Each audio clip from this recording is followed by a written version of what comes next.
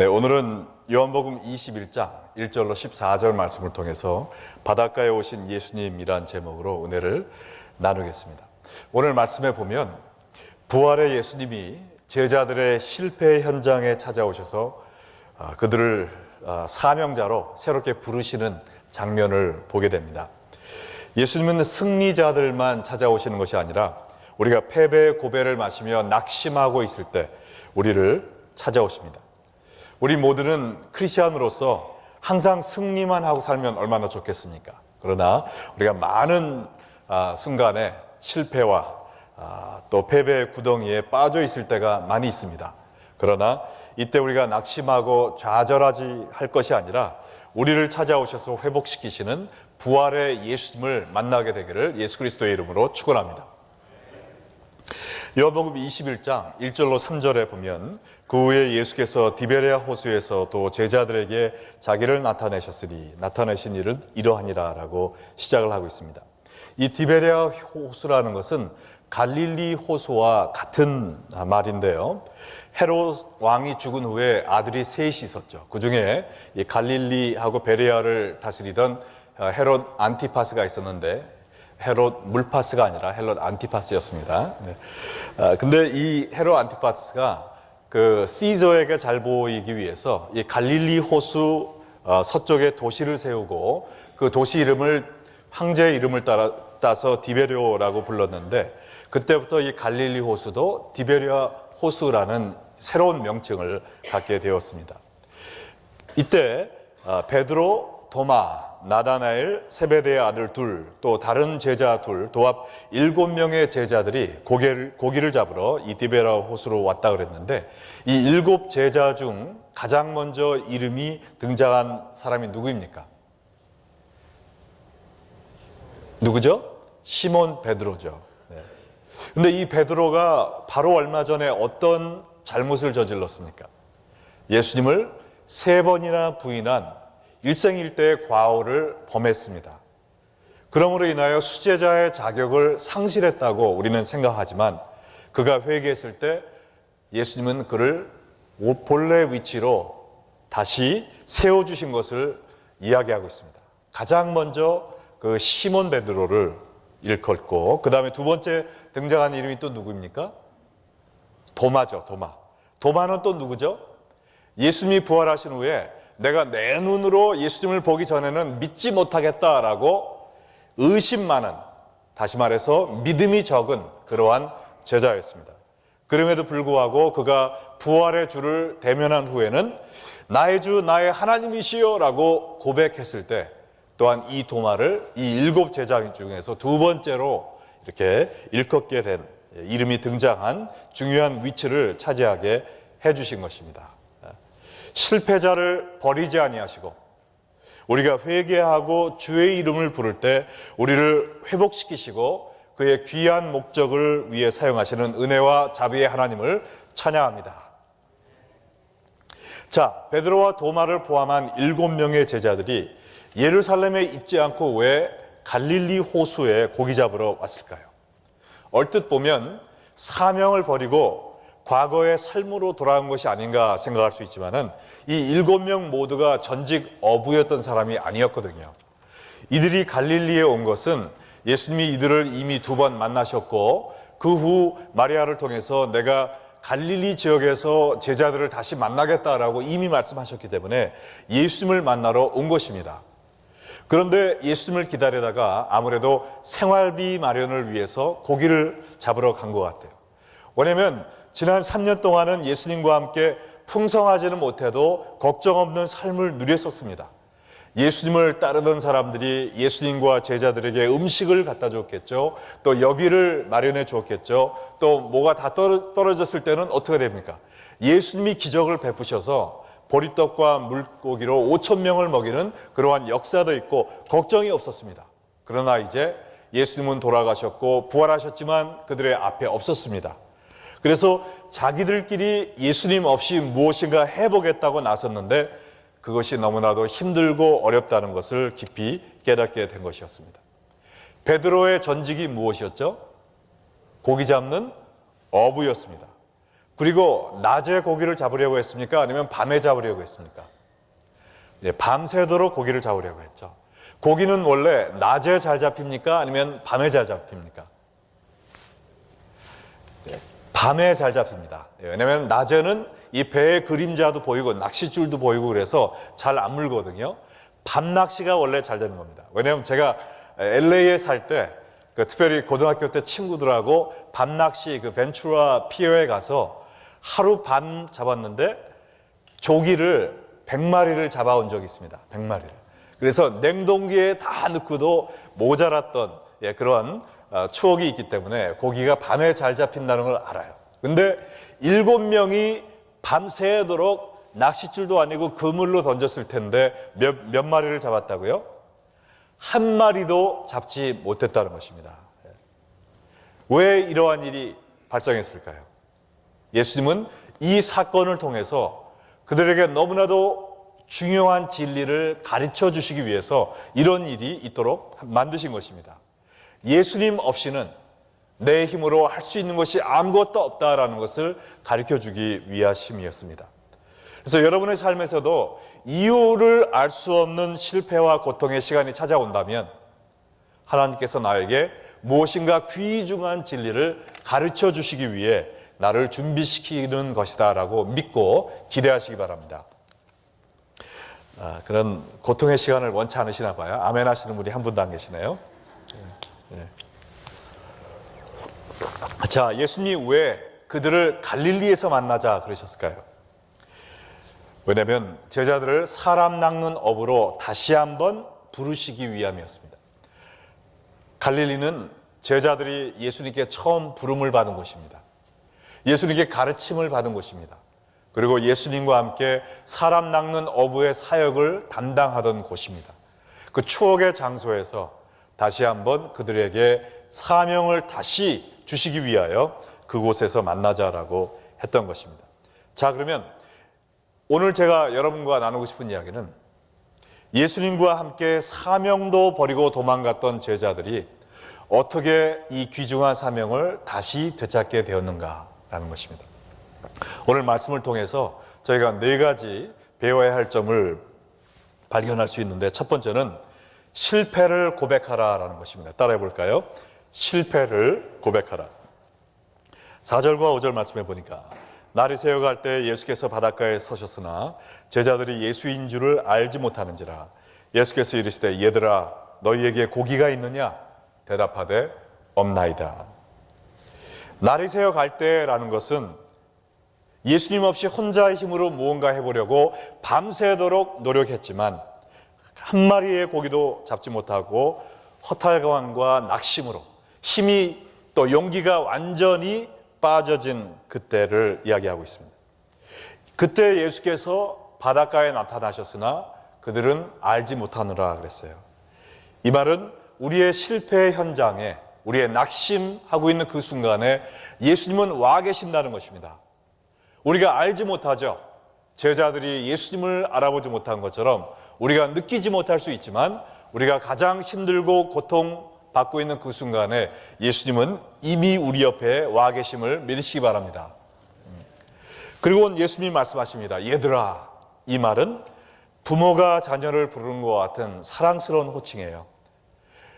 찾아오셔서 무조건 우리에게 필요한 고기를 옛다라고 주시는 것이 아니라 너희에게 고기가 있느냐라고 먼저 묻습니다. 이 말은 너희가 나 없이 너희의 혼자의 힘으로 무언가 해보려고 했는데 너희가 원하던 것을 가졌느냐 이 말입니다. 이때 제자들이 솔직하고 겸손한 대답을 합니다. 없나이다. 밤새도록 노력했지만 우리의 손에 아무것도 없나이다. 우리도 사명을 회복하고 하나님의 영광을 위해 살기 위해서는 먼저 이 겸손한 고백이 있어야 될 줄로 믿습니다. 하나님 없이 내 힘으로 무엇인가 해보려고 했던 그 노력을 통해 내가 얻은 것은 아무것도 없나이다. 거짓되고 가장된 답을 하지 말고 나의 부족함과 곤고함을 하나님 앞에 솔직히 고백하는 것이 필요합니다. 예수님이 여러분에게 물어보실 때 여러분은 어떻게 대답하시겠습니까? 너희가 찾고 있던 그것을 찾았느냐? 참된 만족을 나 없이도 가졌느냐? 이때 하나님 없이도 만족한 삶을 살고 있습니다, 하나님 필요 없어요 라고 대답하는 분들에게는 하나님을 위하여 쓰임받을 수 있는 준비가 안 된 것이죠. 우리가 가장 먼저 주여 하나님 없이는 내가 영원한 참 생명의 떡 생수를 얻을 수 없습니다, 주님 없이는 내게 있는 것이 아무것도 없나이다 라고 고백하는 여러분 되시기를 주의 이름으로 축원합니다. 자, 우리가 사명을 되찾고 주님께 귀히 쓰임받기 위해서는 나의 실패를 고백하고요, 두 번째는 말씀을 순종하라라는 것입니다. 6절에 보니까 이르시되 그물을 배 오른편에 던져라 그리하면 잡으리라 하시니 이에 던졌더니 물고기가 많아 그물을 둘 수가 없더라. 자, 생각해 보세요. 밤새도록 일하고 고기 한 마리도 잡지 못하고 새벽이 됐습니다. 밤을 꼬박 새웠어요. 손에는 아무것도 없습니다. 그때 얼마나 짜증나고 모든 것이 귀찮겠습니까? 그때 누군지도 모르는 사람이 와서 이래라 저래라 하면은 여러분의 기분이 어떻겠어요? 아니, 당신 누군데 와서 우리한테 훈수 놓는 거야? 당신이 나보다 낚시 더 잘해? 나보다 어부 생활 더 오래 했어? 라고 따지고 싶은 마음이 들지 않겠습니까? 물론 예수님인 것을 알았더라면 순종했겠지만 예수님인 줄 몰랐다고 그랬잖아요.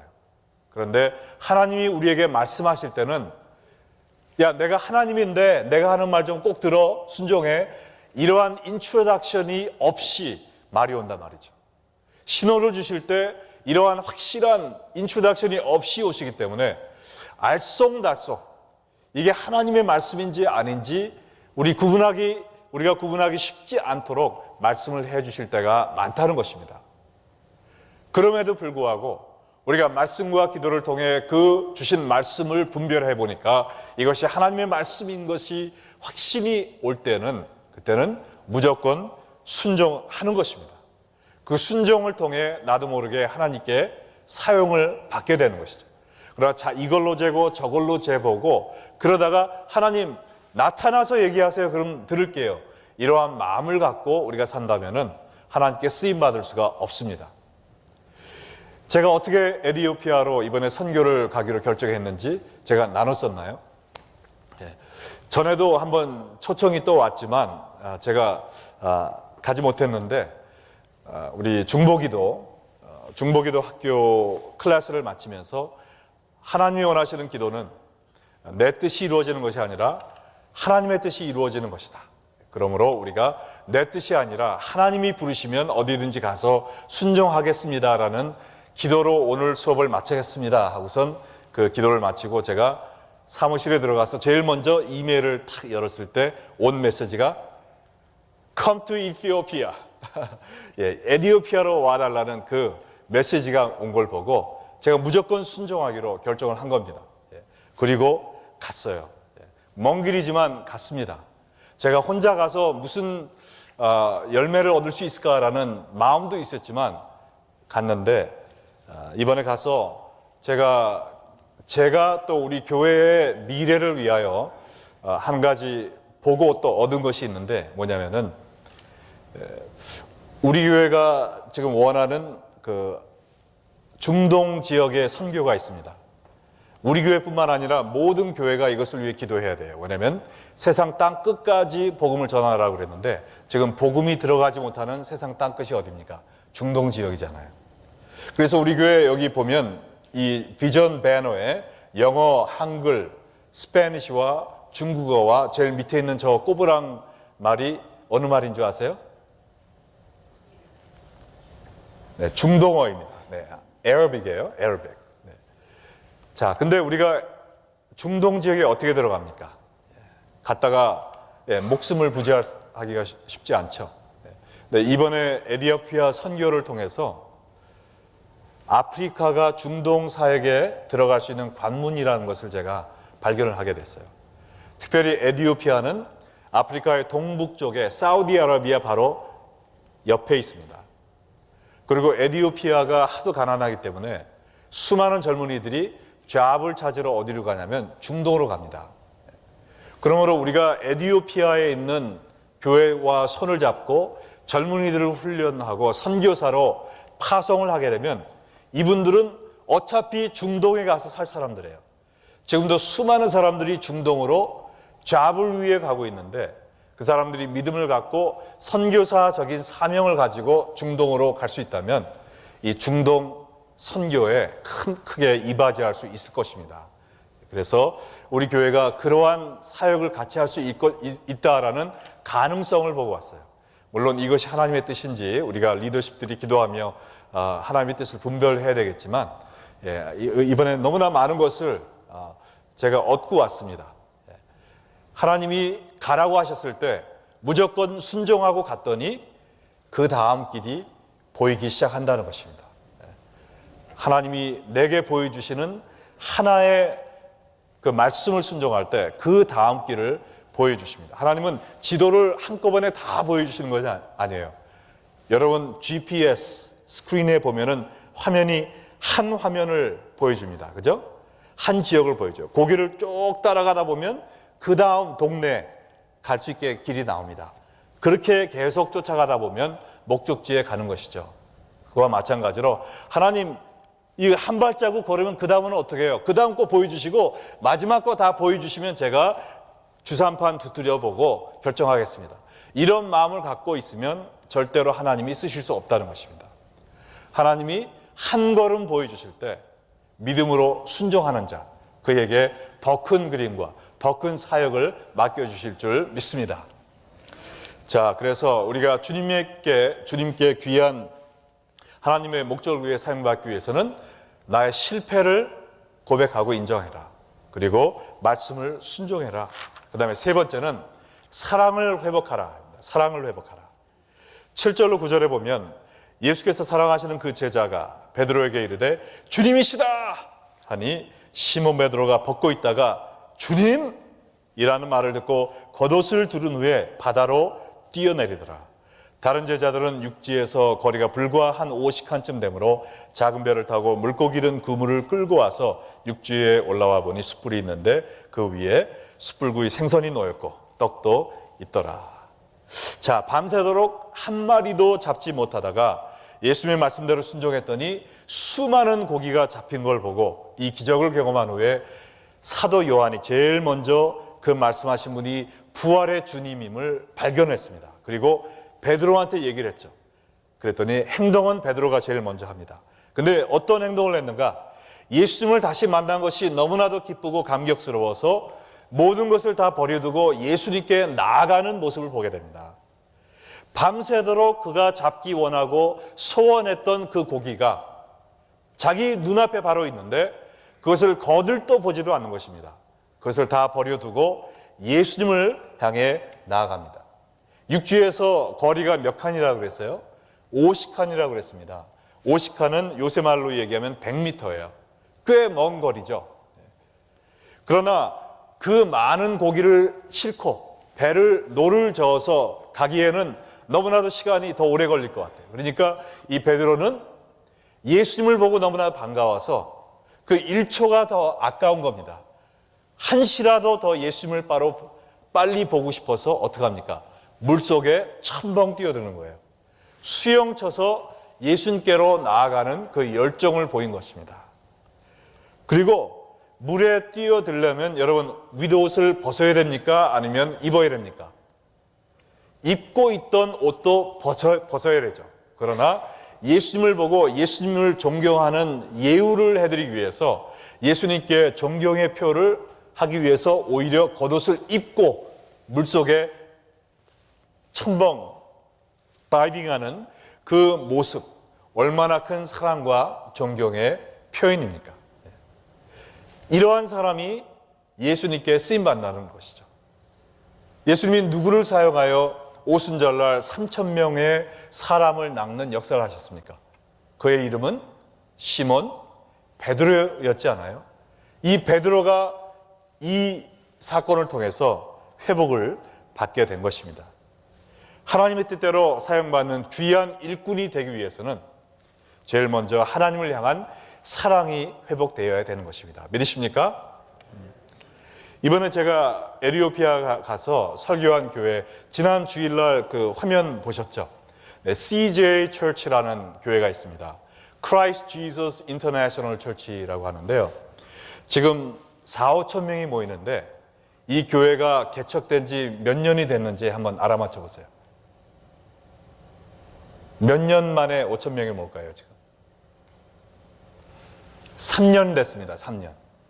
7명이 시작해서 3년 후에 5천 명이 모이는 것은 이건 세계적인 기적이죠. 하나님께서 이 교회를 사용해서 아프리카와 아랍계를 완전히 복음화시키려고 지금 특별히 세우시는 교회 같아요. 근데 이 교회가 매주마다 한 100명에서 150명 정도가 막 새로 나오고 예수님을 영접합니다. 이건 정말 놀라운 일 아니에요? 매주 100명 이상이 예수님을 새로 영접하는 교회.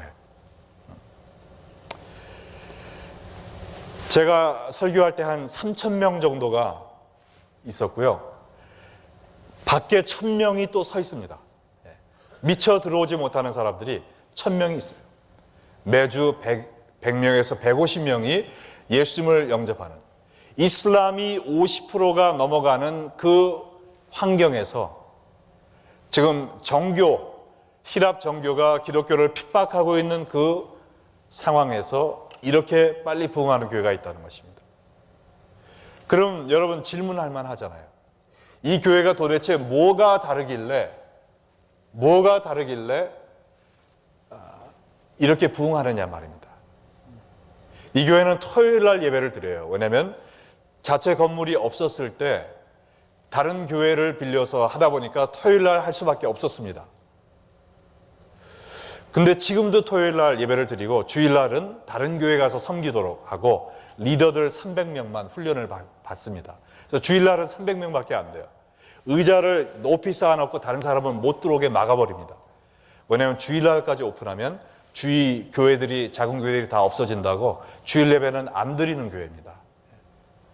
정말 눈을 씻고 봐도 찾기 힘든 그런 교회 아니에요? 근데 이 교회의 특징이 뭔가 제가 가봤더니 하나님을 향한 사랑이었어요. 예수님을 향한 열정입니다. 어느 정도냐? 토요일 날 예배 시간이 몇 시에 시작이냐? 오전 8시입니다. 그 예배가 몇 시에 끝나는지 아세요? 오후 8시에 끝나는 거예요. 12시간 예배를 드립니다. 중간에 쉬는 시간도 없어요. 이 많은 사람들 가운데 대부분이 그 전날 와서 교회 앞에서 진을 치고 잠을 잔대요. 왜냐하면 자리를 못 잡으니까.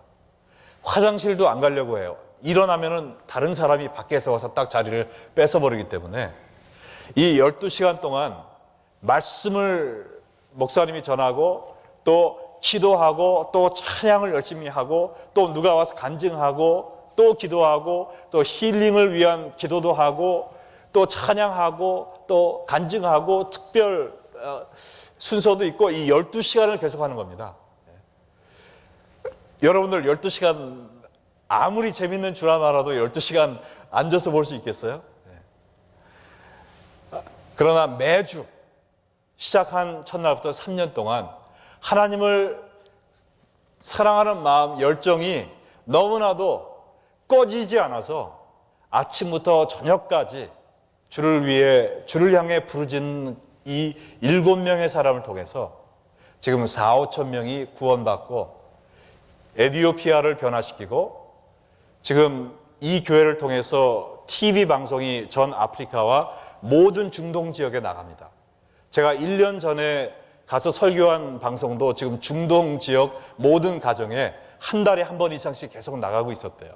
이번에 한 설교도 그렇고 주일날 한 리더십 트레이닝도 계속 그렇게 나가고, 그래서 정말 주님을 뜨겁게 사랑하는 7명을 통하여 한 나라와 아프리카와 이 중동 지역도 바뀌게 하실 수 있는 하나님이심을 믿습니다. 여러분도 정말 우리도 이렇게 한번 사용받아야 되지 않겠습니까? 다시 한번 물어볼게요. 여러분도 이렇게 우리 교회가 사용받기를 원하십니까? 네. 그렇다면요, 가장 중요한 거 이겁니다. 하나님을 향한 뜨거운 사랑. 베드로가 100m 수영을 겉옷을 입고 1초라도 더 먼저 예수님을 만나기 위해 153마리의 물고기를 놓고 간 것처럼 이 세상 거 다 내려놓고 주님 한 분을 향해 물속에 뛰어드는 그 열심을 가지고 주를 섬길 때 하나님이 비로소 우리 교회를 이렇게 귀하게 사용하여 주실 줄 믿습니다. 자, 마지막으로 사명을 추구하라는 것입니다. 첫 번째가 뭐라고요? 실패를 고백하라. 주님 없이는 못합니다. 두 번째는 말씀을 순종하라. 알쏭달쏭해도 예수님의 말씀인 것으로 믿어지면 순종하는 겁니다. 그리고 사랑을 회복하라. 그 다음에는 마지막으로 사명을 추구하라는 것입니다. 10절과 11절에 예수께서 이르시되 지금 잡은 생선을 좀 가져오라 하시니 시몬 베드로가 올라가서 그물을 육지에 끌어올리니 가득히 찬 물고기가 153마리라. 이같이 많으나 그물이 찢어지지 아니하였더라. 자, 내 손으로 처음으로 이제 고기를 잡아서 영차하며 끌어올렸습니다. 얼마나 기분이 좋겠어요. 그것도 작은 물고기가 아니라 뭐라고 그랬습니까? 153마리의 큰 물고기라고 그랬어요. 아주 큰 대어가 지금 잡혔습니다. 아마 그냥 옐로테일 같은 이따만한 게 153마리가 펄떡펄떡이니까 정신이 그냥 다 없고 너무나 기뻐하고 있었을 때 예수님이 뭐라 그럽니까? 지금 잡은 생선 좀 나한테 가지고 와. 얼마나 좀 아까운 마음이 있겠어요. 그때 이 베드로가 어떡합니까? 잡힌 생선을 그물째 모두 다 예수님께 가져오는 겁니다. 얼만큼 가져오라고 그랬어요? 좀 가져오라고 그랬어요. 좀. 우리 먹을 만큼만 좀 가져와. 베드로는 그물째 다 예수님께 드렸습니다. 더 이상 나의 세상적인 만족을 위해 사는 것이 아니라 예수님의 기쁨을 위해 살기로 헌신이 된 것입니다. 할렐루야. 근데 이 오늘 본문의 사건은 예수님이 처음에 베드로를 부르셨을 때 사건과 너무나 흡사해요. 누가복음 5장에 보면 주님을 처음 만났을 때 베드로가 고기 잡다 실패하였고 예수님이 깊은 데로 가서 그물을 내려라 라고 말씀하셨습니다. 그때 그 말씀대로 했더니 물고기가 심이 많아 그물이 찢어지기 시작하였다 그랬어요. 그때 베드로가 무릎을 꿇고 주여 저를 떠나소서 저는 죄인이니오니이다 라고 고백하였고 예수님은 놀라지 말라. 이후에는 네가 사람을 낚는 어부가 되리라 라고 말씀하시면서 베드로를 부르셨습니다. 자, 그로부터 3년이 흐른 후 베드로는 예수님을 부인하고 말았어요. 그러나 회개했습니다. 이때 부활의 예수님께서 다시 찾아오셔서 과거와 같은 동일한 역사를 일으키시면서 그를 사람 낚는 어부로 다시 부르신 것입니다. 근데 오늘 이 두 가지 스토리에는 한 가지 차이점이 있어요. 뭐냐? 오늘 본문의 사건에는 이상하게도 수많은 고기를 잡았지만 그물이 찢어졌습니까? 안 찢어졌어요. 찢어지지 않은 게 이상하다라고 지금 기록되어 있지 않습니까? 이 말은 뭐예요? 하나님께서는 교회를 이 세상에 많은 사람을 낚는 그물로 쓰기 원하신다는 겁니다. 교회가 하나님이 뜻하신 사람 낚는 어부의 역할을 할 때 이 그물은 찢어지지 않을 것이라는 거예요. 한두 마리, 10마리, 20마리 잡고 찢어지는 그물이 아니라 하나님이 주신 사명을 잃지 않고 그 사명을 위해 나아가는 교회는 1000마리, 2000마리, 3000마리 이 교회처럼 5000마리가 들어가도 찢어지지 않는 그물이 된다는 겁니다. 믿으십니까? 우리 레이크뷰 언약교회도 100마리, 200마리, 500마리로 찢어지는 교회가 아니라 1000마리, 10,000마리, 10만 마리 주님이 원하시는 만큼 생명을 하나님의 나라로 이끄는 귀한 역할을 감당하는 교회가 되기 원하시면 아멘 하시기 바랍니다. 네. 그렇게 되기 위해서는 우리가 매일 이러한 역사를 경험해야 된다는 것이죠. 어떤 역사요? 예수님 없이는 아무것도 할 수 없습니다 라는 겸손한 고백이 있어야 돼요. 예수님의 말씀은 무조건 순종하겠습니다 라는 순종의 역사가 있어야 됩니다. 그리고 이 세상 무엇보다도 하나님을 더 사랑합니다 라는 열정의 신앙을 가지고 이 세상 모든 것을 다 버리고서라도 하나님이 주신 사명을 추구하는 삶을 산 이 네 가지가 있을 때 우리 교회도 찢어지지 않는 그물이 될 줄로 믿습니다. 마지막 한 가지 이야기를 하고 오늘 마치겠는데요. 여러분, 볼펜 하면 제일 먼저 생각나는 이름이 뭡니까? 모나미 그 다음에 숫자가 있죠. 1, 5, 3. 그거 써보신 분 한번 손 들어보세요. 써보신 분. 자, 안 써본 분 한번 손 들어보세요. 우리 신세대 중에서 안 써본 신세대가 있네요. 그러나 저처럼 신세대는 다 써봤습니다. 저도 벌써 신세대가 됐어요. 이제 시운이 넘어서. 자, 1963년에 여러분이 잘 아시는 모나미 회사가 망하기 일보 직전이었습니다. 그래서 그 회사의 송삼석 사장님이 기도원에 올라가서 머리를 싸매고 하나님 앞에 단판 기도를 하기 시작했어요. 근데 하나님 왜 이 회사 망하게 하셨습니까? 라는 하소연과 분풀이를 하러 갔는데 기도하자마자 자기의 죄가 보이기 시작합니다. 그동안 바쁘다는 핑계로 주일 성수하지 않은 게 보이기 시작한 거예요. 주님 앞에 가슴을 치며 회개했습니다. 주님, 앞으로 주일 성수 아무리 바빠도 꼭 하겠습니다. 하나님의 것을 떼어먹은 게 생각이 나는 거예요. 이제부터 철저히 11조 하겠습니다. 헌신했습니다. 새벽마다 아침마다 주님 앞에 기도하지 않은 것이 생각나는 거예요. 아무리 바쁘고 힘들어도 새벽 제단을 지키며 기도하겠습니다. 이제는 순종하며 성수주의라며 11조하며 새벽 기도하면서 살겠습니다 하고 성경을 쭉 읽고 있는데 요한복음 21장 1절로 14절이 눈에 확 들어오는 겁니다. 거기 보니까 예수님의 말씀대로 순종해서 그물을 던졌더니 153마리의 고기를 잡았다는 이야기가 써 있는 거예요. 그래서 그가 하나님 앞에 기도하기 시작했습니다. 하나님, 이제 새로운 모나미 회사가 오늘부터 탄생합니다.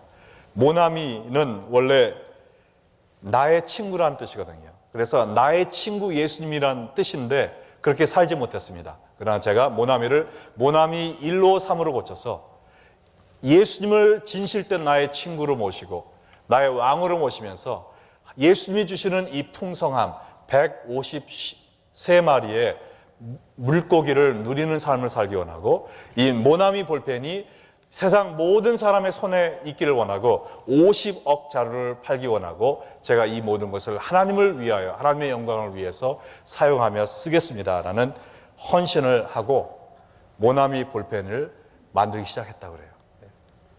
근데 모나미 볼펜 하얀색의 그 까만 거 별로 모양도 특이한 게 없지 않습니까? 그러나 이게 웬일입니까? 다른 회사 거는 팔리지 않는데 이 모나미 153 이 볼펜이 그냥 불난 듯 팔리기 시작한 겁니다. 지금까지도 만들고 있대요. 모양도 바꾸지 않고 그대로. 얼마 전에 50억 자루가 그 목표가 달성됐다고 합니다. 자기의 죄를 회개하고 주님의 말씀을 순종하고 하나님의 영광을 위하여 주님 하라는 대로 하겠습니다라고 사명감을 가지고 출발을 했더니 하나님께서 써주시더란 말이죠. 여러분도 하나님께 귀히 쓰임받는 그러한 삶을 살기 원하십니까? 이 세상 좋은 거 다 해봤잖아요. 맛있는 거 다 먹어보지 않았습니까? 더 이상 뭘 바라겠습니까, 사실? 우리가 바랄 거 있다면 한 가지. 하나님 기뻐하시는 삶 살고 예수님이 부르시는 그날 베드로가 겉옷을 입고 예수님께 나간 것처럼 우리가 하늘나라의 예수님! 제가 주를 위하여 이러한 일을 했습니다. 이러한 열매를 맺었습니다. 그 열매들을 갖고 목에 걸고 주님을 향하여 달려나가는 그거 하나 바라고 사는 거 아니겠습니까? 우리 레이크뷰 언약교회 우리를 위하여 나의 만족을 위해 사는 것이 아니라 정말 예수님의 기쁨, 하나님의 만족, 우리에게 주신 이 소명을 회복하여 주님을 부인하고 또 주님을 의심했던 제자들을 다시 찾아오신 예수님, 오늘 여러분과 저를 다시 찾아오셨는데 주여 제가 힘없고 나이가 많다 할지라도 주님이 함께 하시면 불가능함이 없을 줄 믿사오니 저를 사용하여 주시고 주의 귀한 목적을 위하여 일꾼으로 써 주시옵소서. 헌신하시고 주님의 귀한 목적을 위하여 또 모든 민족을 사람 낚는 어부가 되게 하는 그런 교회가 되기 위하여 기도하며 정진하며 예수께 나아가는 여러분과 제가 되기를 주의 이름으로 축원합니다.